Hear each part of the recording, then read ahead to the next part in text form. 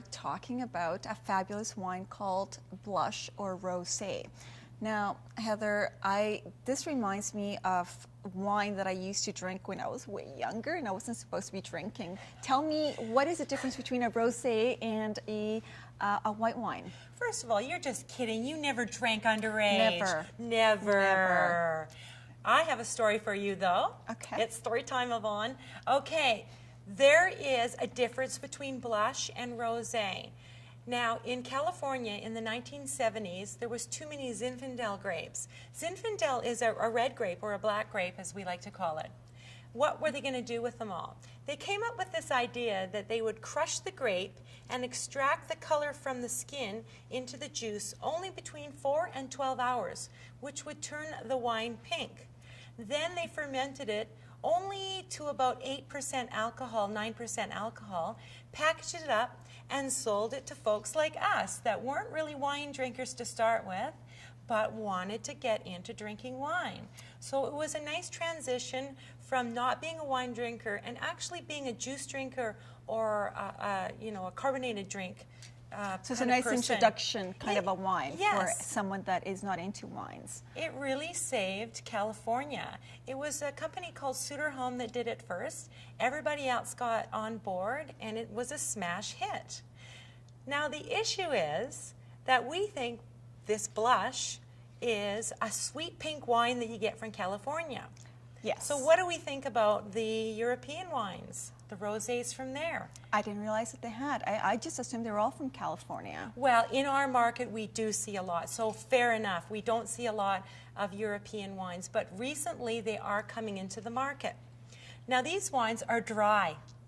Yes, they are dry. There's little or no sugar in them at all, and they have more of a red wine profile to them, but still, you chill them down, it's refreshing, there's lots of acidity, and it's just the difference is that one is more sweet and one is dry. I'm looking forward to trying them Yeah, because to me, they all rosés taste sweet. Yes. So So- let's just have a taste here. Sure. Okay, so the first thing that we're going to have is our California Blush. Okay. And it is what we call a white Zinfandel, but really it's a red grape that's just been made pink. Right. But it was catchy to call it a white Zinfandel. Just know that it's a red grape. So a Zinfandel, whether it's called white or not, is a rosé. Well, a Blush rosé is made out of Zinfandel. It can be made out of other grapes. Our one today is a white Zinfandel. Got it. Shall we? Absolutely.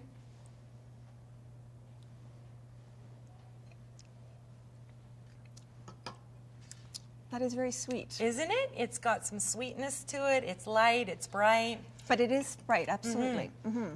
Okay, now let's try our next wine, and you tell me the difference. All right.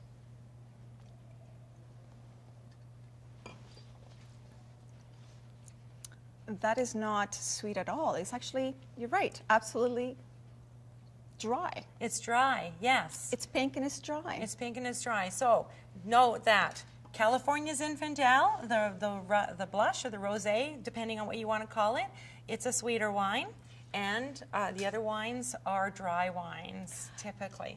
Now, Heather, I think people have this misconception that a blush, a rosé, is of less caliber than, say, a regular white wine. What would you say to that? Is that the case? Very, very good question. I think they stand up no matter, what they're standing up to. It depends on what you want. Are you looking for a wine that maybe, I don't like red wine yet and I want to get out of white wine, I'm not quite sure? Then you can use your rosés as your transition wine. Okay. They're good for food. They're good to chill down and have on the back deck. I do agree. People don't really understand blushes and rosés, and that's why we're having the educational piece so that our store members can understand a little bit more about what is this all about and how do I distinguish rosés from blushes. Right. Now, tell me, one of these bottles was definitely a drier rosé than the other. If I'm just looking at the label, how would I know? What am I looking for? Okay, I'm going to tell you the trick.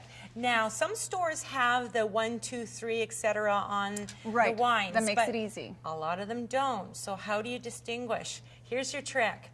Look at the alcohol by volume on the bottle.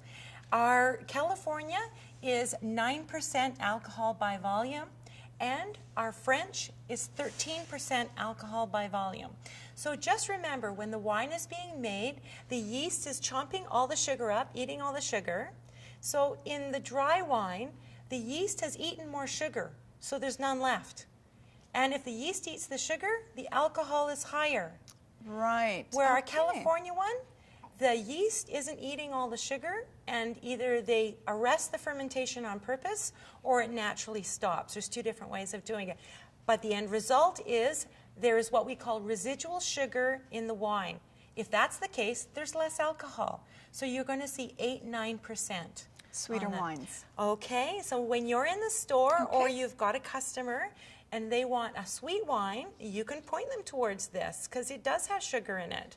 But if they want a dry wine, point them towards France, Spain are the go-to wines. There are other places making dry, but you really do have to look at the label if you're in Australia, Canada, United States, South America.